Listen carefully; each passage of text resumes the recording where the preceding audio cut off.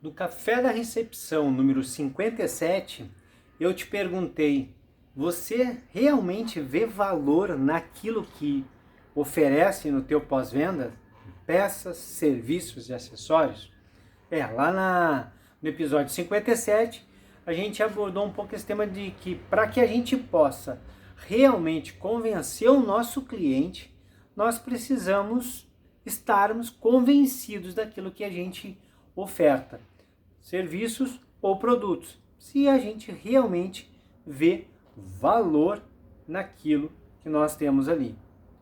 Não tem nada a ver com se nós podemos pagar por aquilo que nós estamos oferecendo, mas se nós realmente entendemos que aquilo tem um valor para o cliente.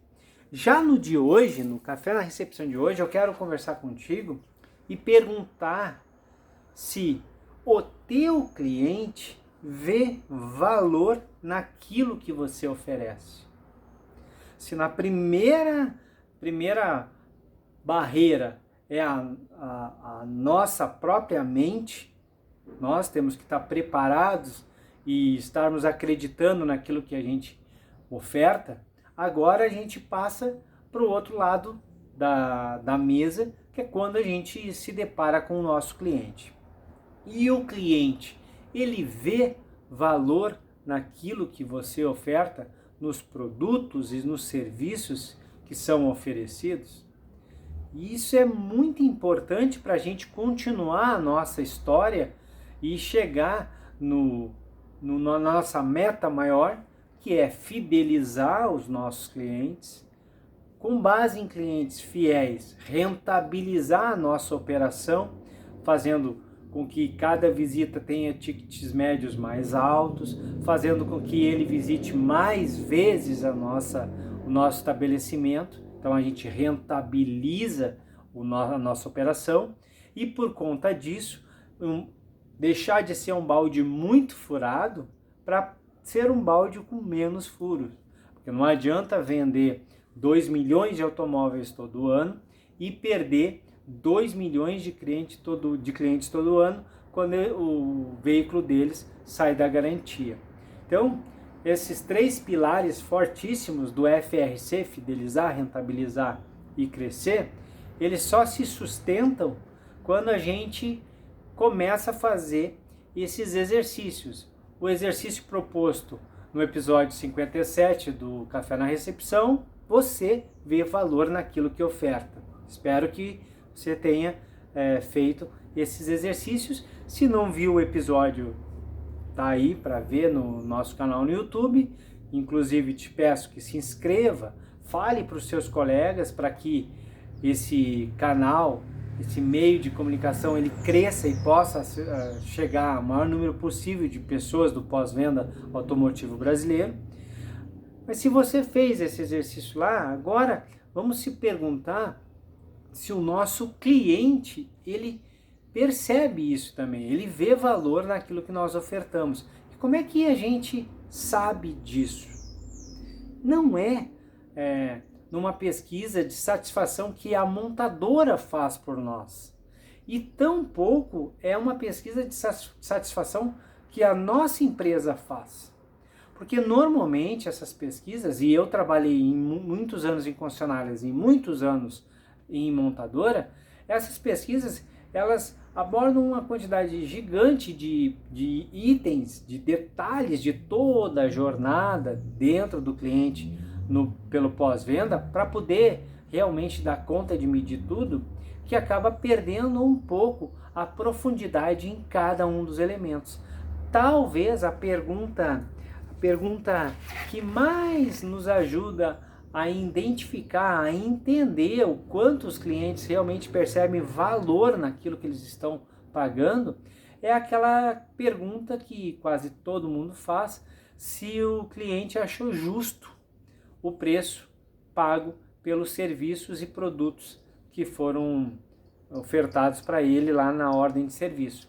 Então, essa pergunta ela tem uma variação, cada montadora, cada concessionária faz ela de uma maneira um pouco diferente, mas leva ao mesmo entendimento. E normalmente os resultados são extremamente altíssimos, apontando para não, é muito caro ou não é justo o preço que me cobra. Dá para entender mais ou menos, é uma análise muito superficial, mas dá para entender mais ou menos que se o cliente não achou justo aquilo que ele pagou, então ele não viu valor naquilo que ele recebeu.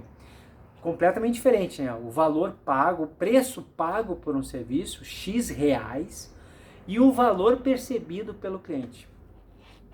Então essa pergunta lá da pesquisa de satisfação dos clientes, ela pode sim fazer um apontamento para ti entender se realmente o cliente vê valor naquilo que você está oferecendo. Mas uma maneira mais assertiva é ser direto, é ir direto ao ponto, é entrar em contato com o cliente e realmente perguntar para ele o por que ele traz o veículo na nossa oficina, por que ele fez a opção de substituir as peças originais, por que ele optou em usar os serviços da concessionária. A gente faz muita pergunta, tem muitas e muitas enquetes apontando por que não. Por que não trouxe, por que não isso, por que não aquilo? E é importante fazer essas perguntas. Mas tem um número de clientes que estão conosco, que são fiéis, que têm um ticket médio mais alto, e essas pessoas a gente nunca conversa com eles. É que eu sempre digo, muitos relacionamentos ficam se indagando depois o porquê não deu certo.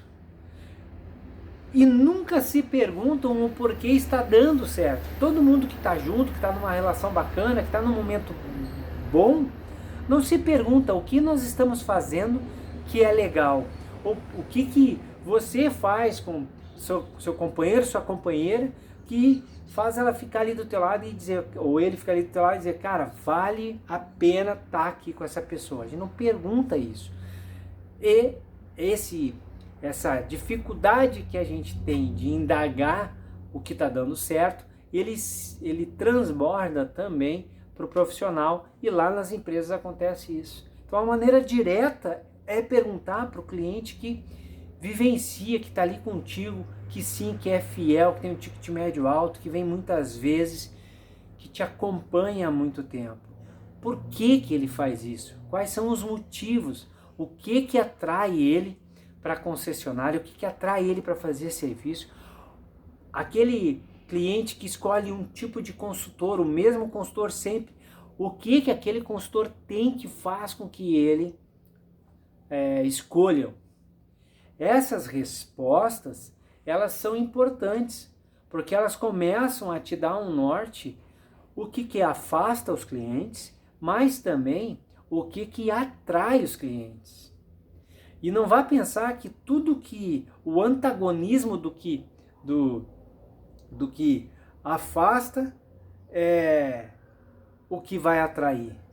Não, então é o seguinte, se o que afasta o cliente, ele diz, me afasta o preço alto, eu baixo o preço, atrai.